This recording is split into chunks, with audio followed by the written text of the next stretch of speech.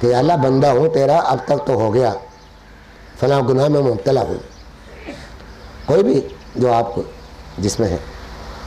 گناہ میں مبتلا ہوں، اب تک تو ہو گیا، بندہ ہوں، موت آنے والی ہے، آپ کا وعدہ سچا ہے، آج یہ بات سنیے، جانتے تو پہلے بھی تھے، تو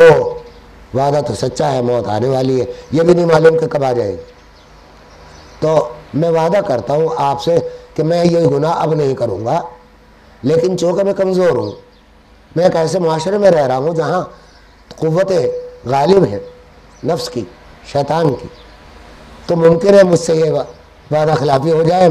میری یہ توبہ ٹوٹ جائے، تو میں آپ ہی سے مدد مانگتا ہوں اس بات کی کہ اللہ میری توبہ کو بھی آپ ہی قائم کیجئے،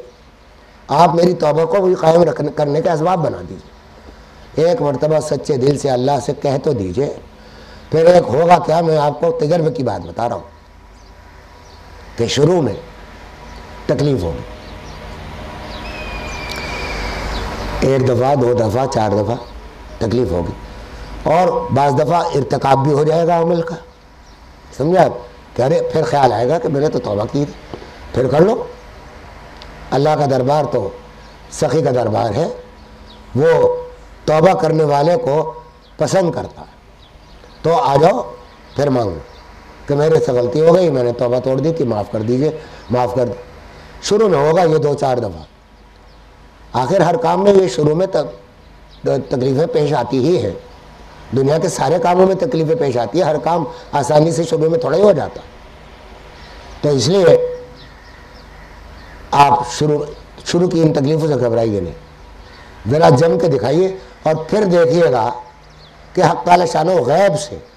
کس طرح آپ کی مدد فرماتے ہیں، آپ کو محسوس ہوگا کہ دیکھو یہ وقت آیا تھا، یہ دل میں میرے ایک تعویل آئی تھی، پھر اللہ تعالیٰ خود القاء کریں گے کہ اس کا جواب یہ دو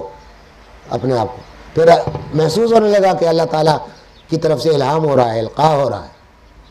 محسوس ہوگا آپ کو، ہر شخص کو محسوس ہوگا۔ ایک بات یہ سمجھ لیجیے کہ الہام کا لفظ صرف اولیاء اللہ کے لیے مخصوص سمجھا جاتا ہے، وہ ہے کہ وہ ایک خاص الہام ہے جو اولیاء اللہ کے لیے مخصوص ہے، لیکن الہام کا لفظ عام ہے، وہ سب کو ہوتا ہے، یہاں تک کہ کفار کو، فساق کو، فاجرین کو بھی ہوتا ہے، کہ یہ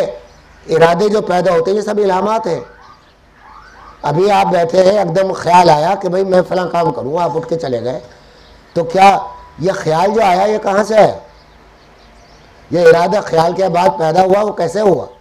اس ارادے نے آپ کے جسم